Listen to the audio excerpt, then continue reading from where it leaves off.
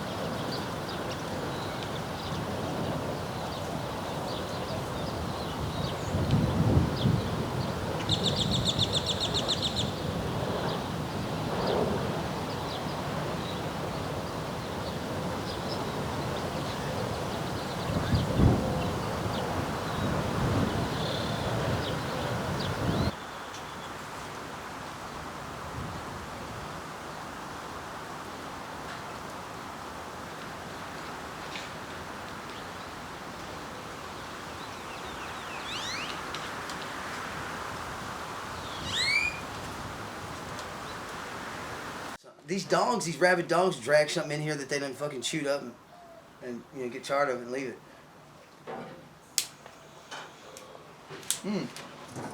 I picked this on the way over here. One way, man. Just one way. One way. There's only one way. What way is that? It's Jesus. It's for me. Yeah. I don't know what everybody else got to do, but there's only one way for me, man. And I really know that. I've known that for a long time. I mean, he has stopped me so many times from killing myself. Not killing myself literally, but just from continuing to do acts that will eventually lead me to destruction. I mean, I can do one thing, and I'm going to jail now. Mm-hmm. You know what I'm saying? Right. And it's just been like that for many years now. I know guys that just ravage the whole city. You know what I'm saying? And then never get busted. Right.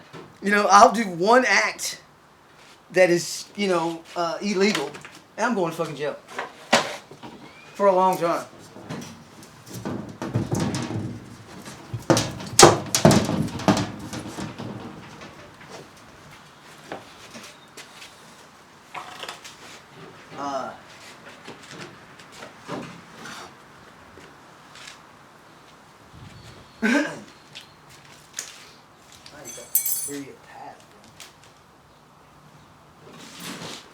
I'm used to this shit. I placed and a lot of this stuff was placed, I had everything in there. but then I couldn't get in there and get to anything. You know what I'm saying?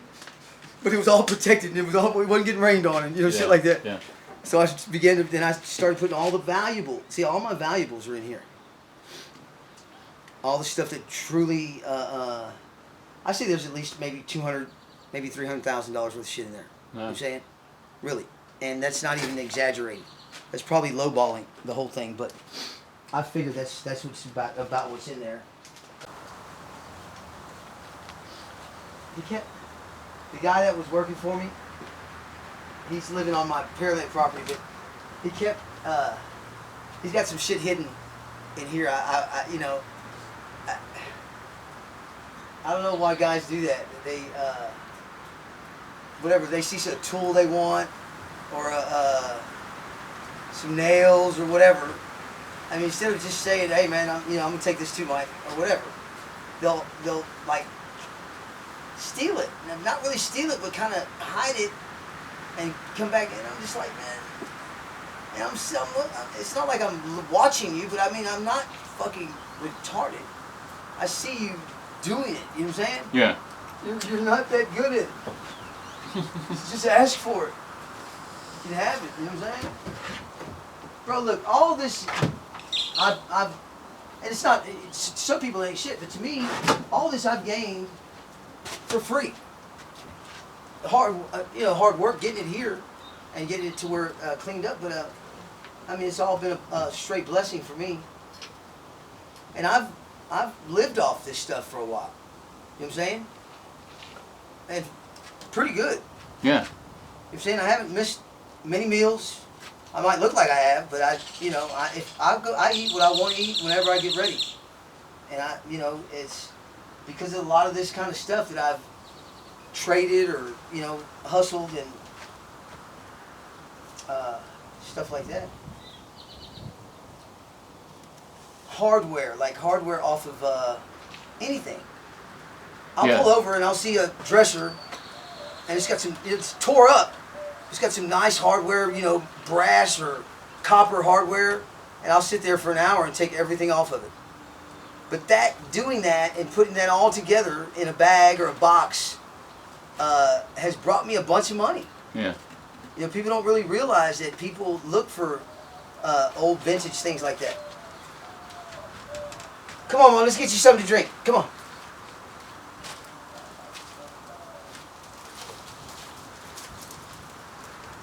Come on.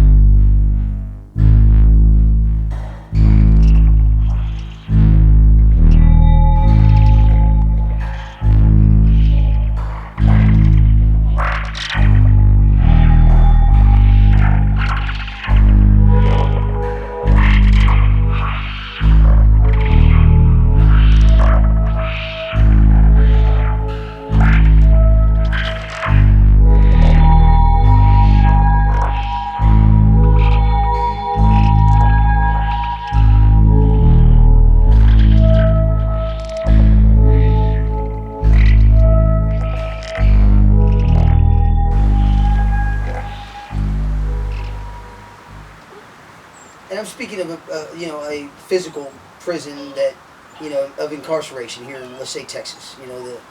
The way that they incarcerate and reincarcerate and hold and change laws and continue to, through legislature, keep you pinned down through these laws that pass after you've committed your crime. And they make them retroactive, and they keep you in this place that is degrading.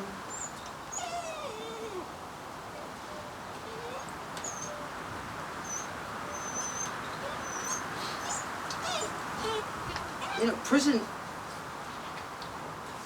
was never really as bad for me as for other people, as far as personally, or how I never really had any trouble in prison, as far as with inmates and stuff like that. if I did it, it's something I had created, something I had messed up on my own. It wasn't something that prison was doing. But for a lot of men and women, prison is very hard. You know, they don't know how to navigate through it. They don't know how to operate in a closed system like that.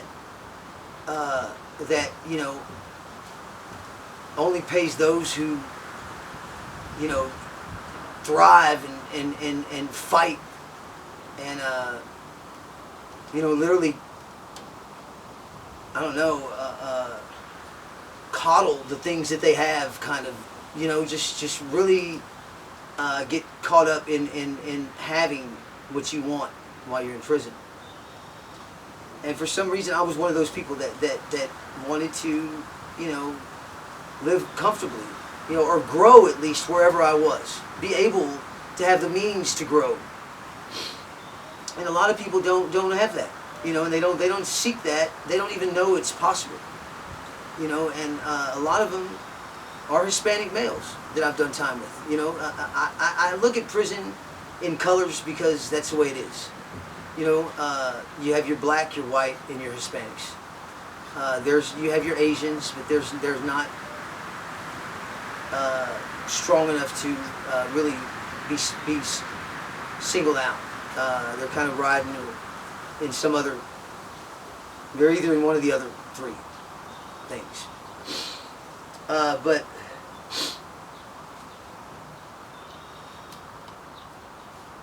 and my people, the Mexicans.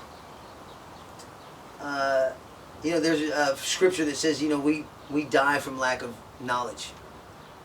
And they just would not, it was almost uncool to be smart. I caught a lot of flack behind the way I spoke, the way I,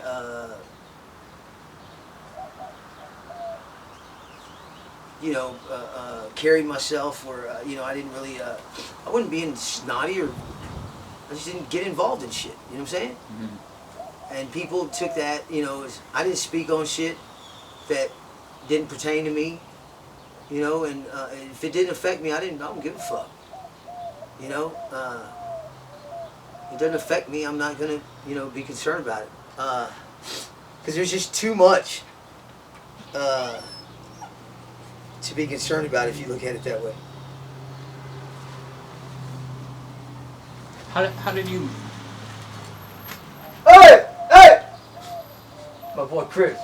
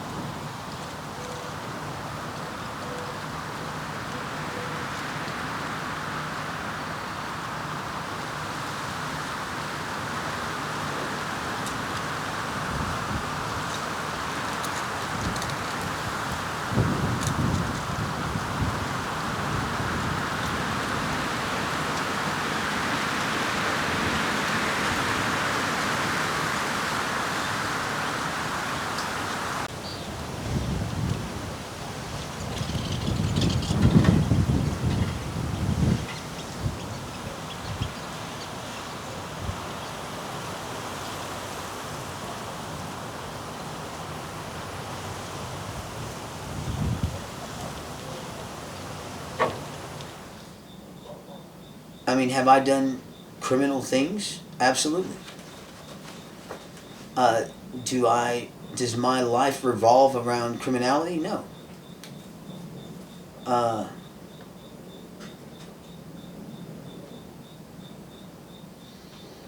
Do I have friends and people that I know that are still active in many different areas of criminality? Absolutely. I grew up in prison. I mean, I know some of the worst of the worst and some of the best of the best. I mean, I was on 33 prisons in Texas. So you take, that, and you some people never leave a prison. Okay? So I saw those people on 33 of the prisons, and then I saw all the people that I saw. So you know, I did time with a lot of people, and I never met a stranger, and I've never had. Uh, I had very few confrontations with people that was negative. Most of my experiences with the prison population was extremely positive. We always worked towards some goal in any small circle that I was involved in, and there was always a goal of making ourselves better. Uh, we had words of the day. We had times where we read out loud to each other different books so that we could not only, read the word, but we wanted to hear it. We wanted to hear it in this place that just gave nothing but negativity. We wanted to speak it out loud so that, maybe someone else could hear it. And my time, I started a reading out loud thing in one of the dorms, and started with one guy that couldn't read. And before we finished that book, which the book is a great book, it's called Wild at Heart by John Eldridge, one of my favorites. And by the time, and it's just not a very large book, so by the time we finished that book, we had probably 15 to 20 men standing around a table that only seats 4, and begging me not to stop. So it was really cool. So from that point on, I read out loud in every dorm that I lived in. And I did surveys.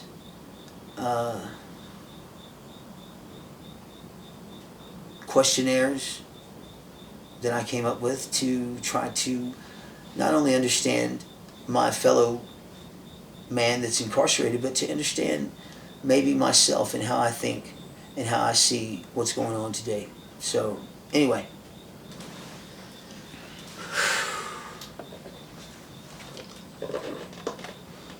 Therapy session. I'm devastated. Are you? About my case. I'll tell you that right now. I have let a lot of people down, but I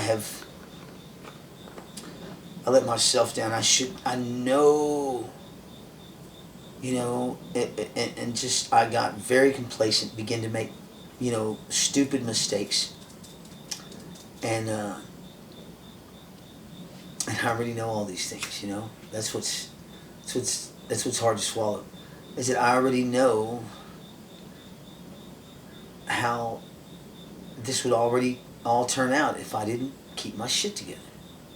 And it's a shame that I, brought along all these people, got them hyped up, and then skipped out on them. That's not who I am, but that's what's going to happen. And because the state don't care whether I'm free or dead or incarcerated. Care less. It's all in the numbers. So when it comes to an organization as this, but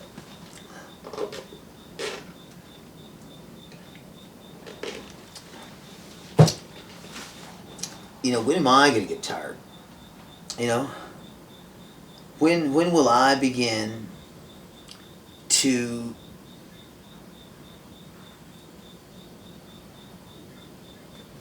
stand up for my freedom?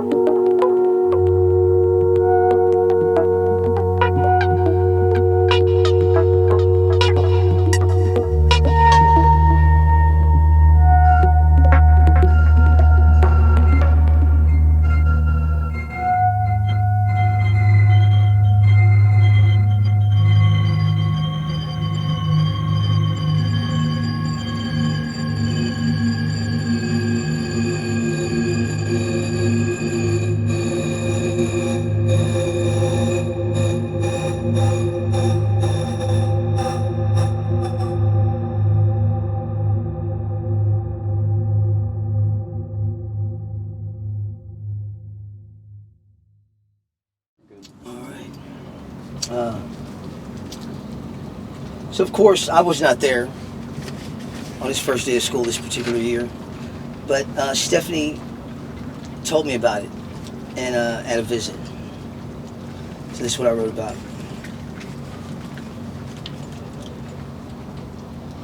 Oh, maybe, well, I don't know, but let's see. Let's just check it out. Okay, today is my son's first day of school. I think I am writing this small segment because I am hurt that I am not there for him.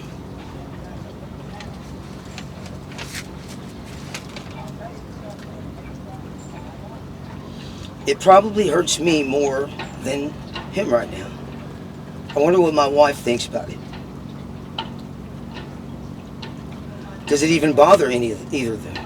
Have I been gone too long to where it is just expected to not even feel the fact I am not there? Of course it makes a difference to my wife. She might not say so, but I am sure she is aware of all the things I am not helping her with. What about all the things the guys in here miss? Have we all become accustomed to this life? Do these guys I live with even think of the damage they've caused for their families?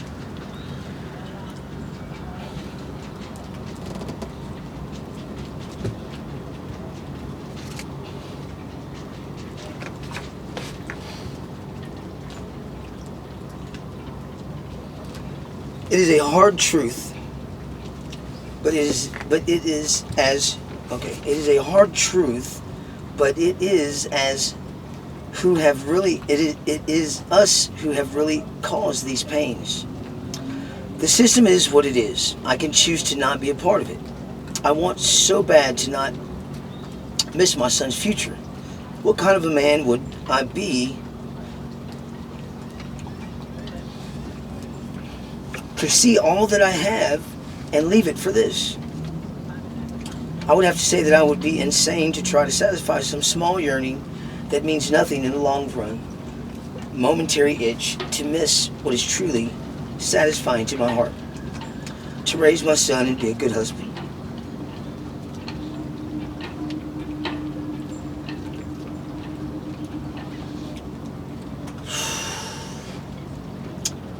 Really live life as a real person. Be a partner to my wonderful, smart, beautiful wife.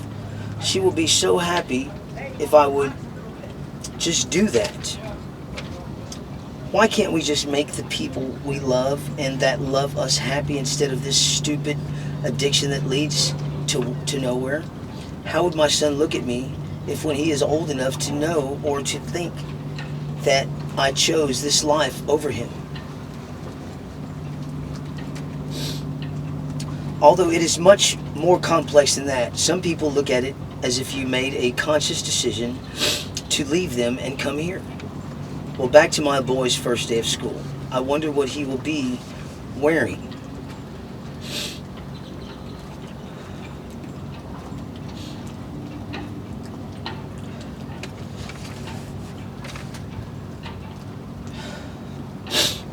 Who is his teacher? Will he like it? Where he will be going, I will not know until I get out. I can ask him about it, but it will only be brief because we only get 2 hours a week. We only get 3 contact visits a month. Why are we limited to only 3 contacts with our families? Why would they limit contact with my son if I am not being punished? Even if I were being punished for some minor stupid infraction that really doesn't mean anything, why would they limit the contact that is vital to me and much more important to my son?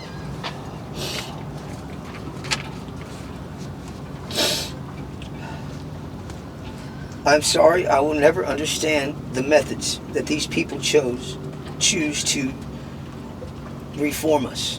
Why is it only take, and never give or reward the good behavior? Please help me understand this madness and this torture.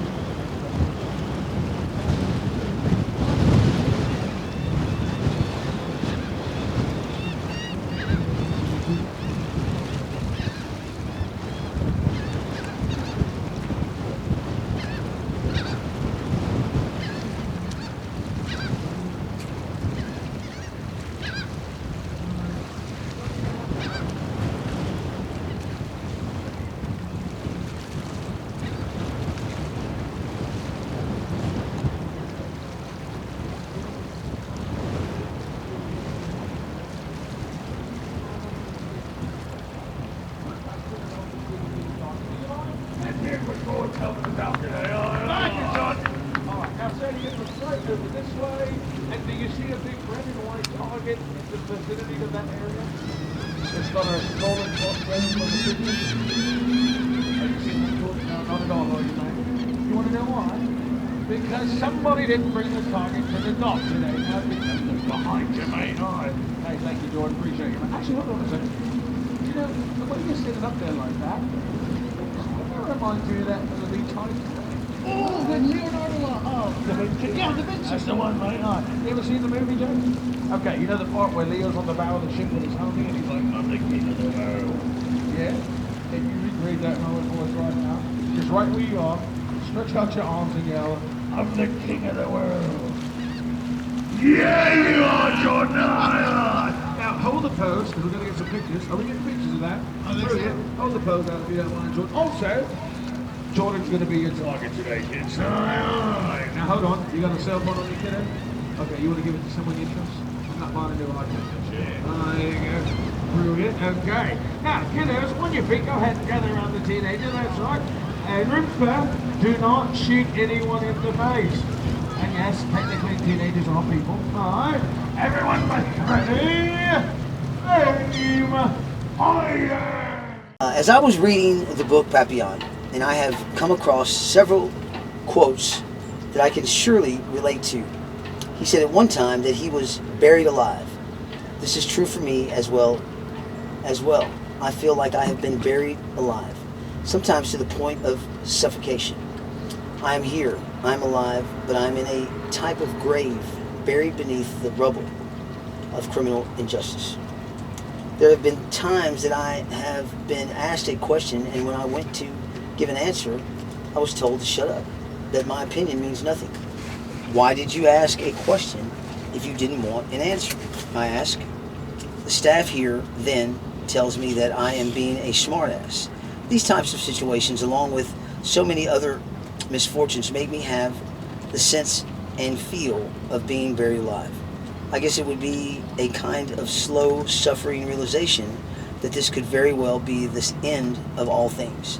I look around me at times and wonder how I allowed this to happen to me and my family. Are they too going through a type of live burial? Incarceration has much more of a penalty than what people realize. We all have families and children. The state doesn't have a program to help the families deal with such losses. They just rip you away, no matter how harsh or how petty the crime may be. I'm not really sure what I am implying or even requesting here in this writing. All I know is that my family is suffering and has been. My son is growing up without a father, and these people could care less.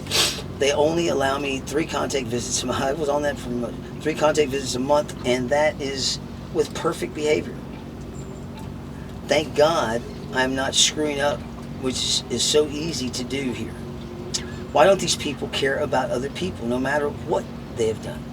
Why is our society so calloused? Even criminals that are said to have no values and morals conduct themselves with more compassion. If you ask them, it is our fault. If you ask them, it is our fault. They are the way they are. But they won't us to take responsibility for our actions. But they want us to take responsibility for our actions as they shun theirs in our faces. Where are the examples I am to learn from? Is there some reason I was sent here? Should I not be shown how to be better?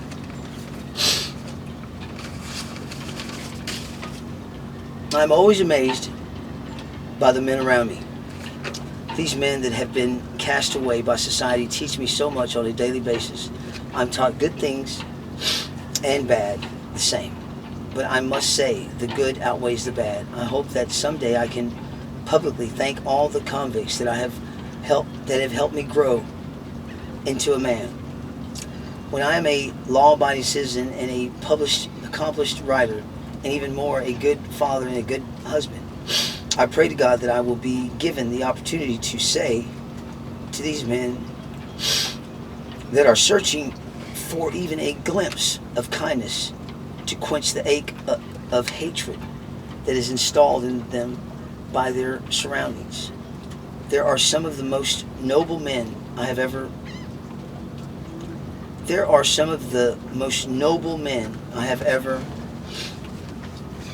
met here in prison. People I can call my friends and brothers in the sense that we have been raised by the same evil step-parents, state of Texas.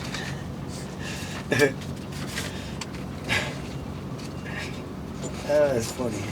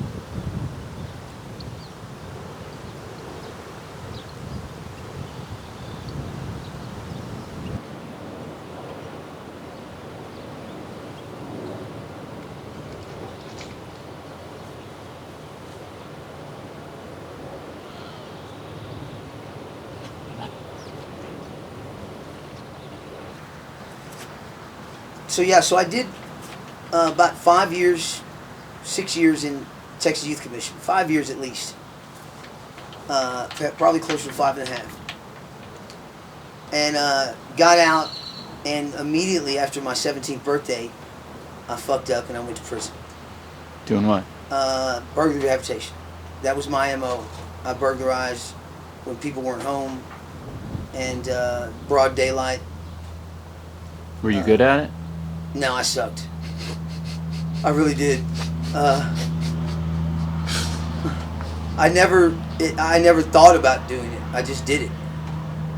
So.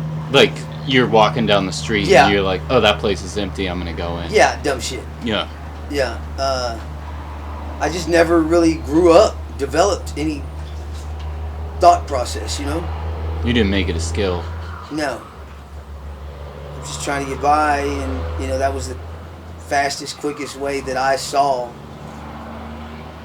Which was stupid, because burglary rehabilitation can be a very serious, and is a very serious deal. Not can be, it is.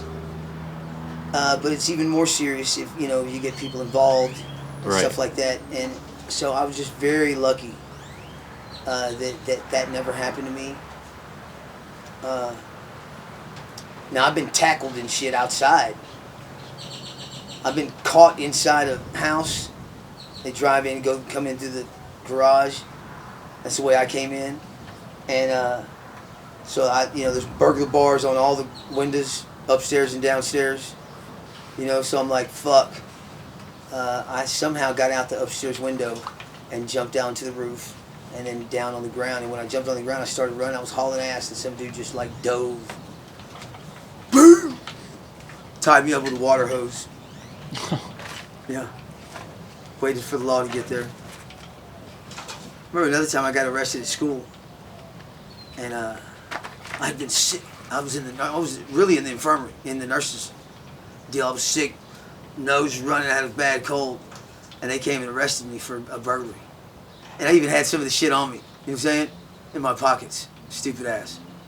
And my nose was running, and they didn't give a fuck. You know what I'm saying? It was like, you know, just hanging down. You know what I'm saying? They're taking me out, and like when the bell rang and shit. You know what I'm saying? so everybody could see me. That's what it felt like. It very well could have been that. They waited for that time to take me out. You know what I'm saying? So that was pretty embarrassing. But not enough to, deter me from continuing to be, stupid. I don't know what it will take. Or what it takes. We don't have to talk about what it takes. Okay, We're good. talking about what it is, right? What it is right Good. now. We don't have to reflect on shit right now. Okay.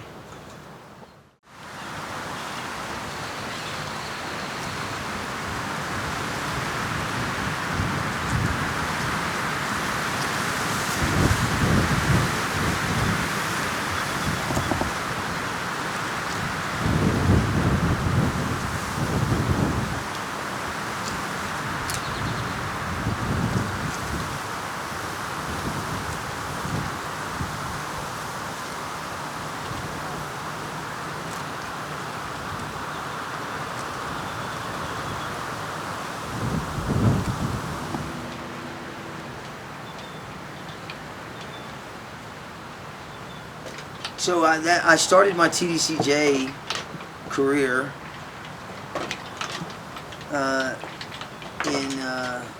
when I turned 17. It was 1986, I believe. And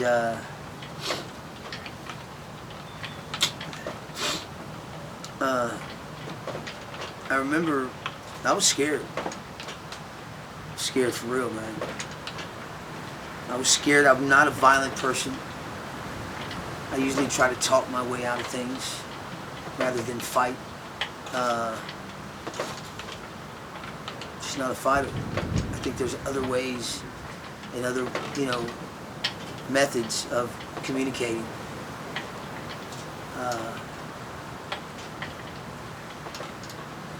So, you just kind of learn to navigate that world, that violent world, with with some poise and some,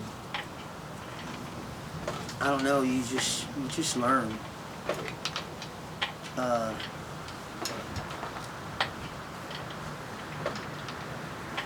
So, yeah, I was scared, man, and I went.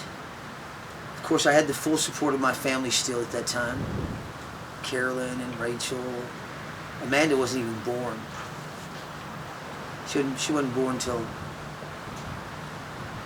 she might have been born. She's only 10 years. Yeah, she was born.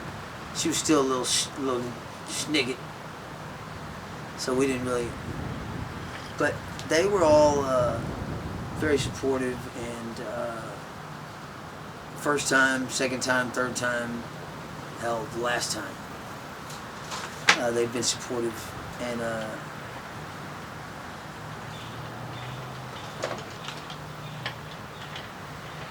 if it weren't for them, I would have probably went crazy.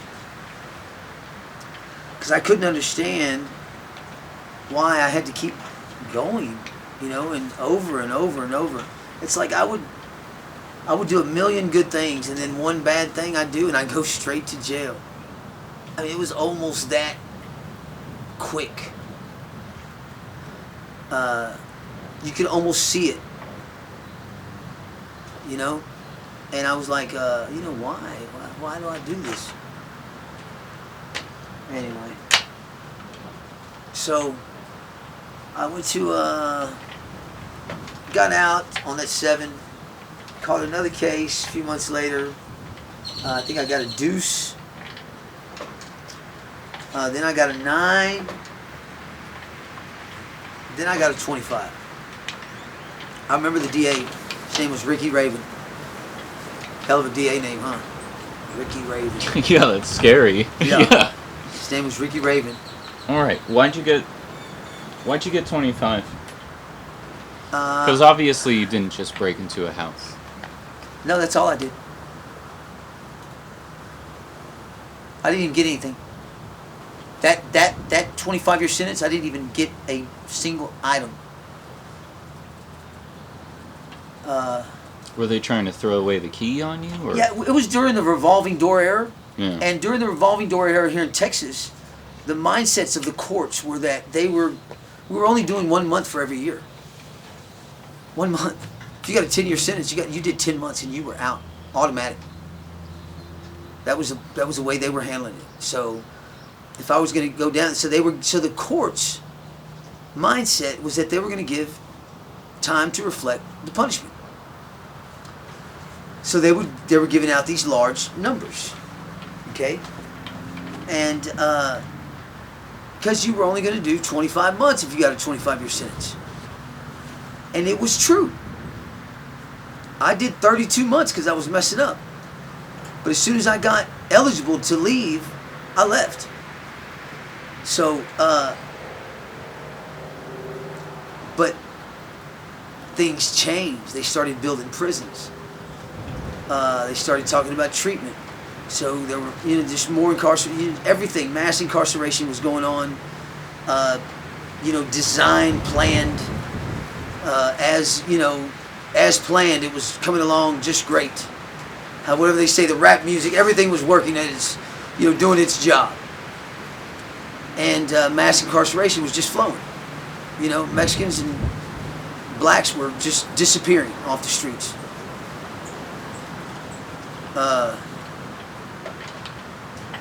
So you went back a few years later on a violation, or if you did, and I did several times, well, now they got room. Now they have to keep these beds warm. So now you don't get to go home. Not even when you're supposed to.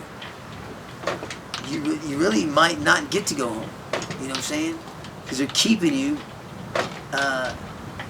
in this ever dangerous atmosphere when you should have already been gone. I almost lost my train of thought then, but it's I have these anger issues with this particular deal because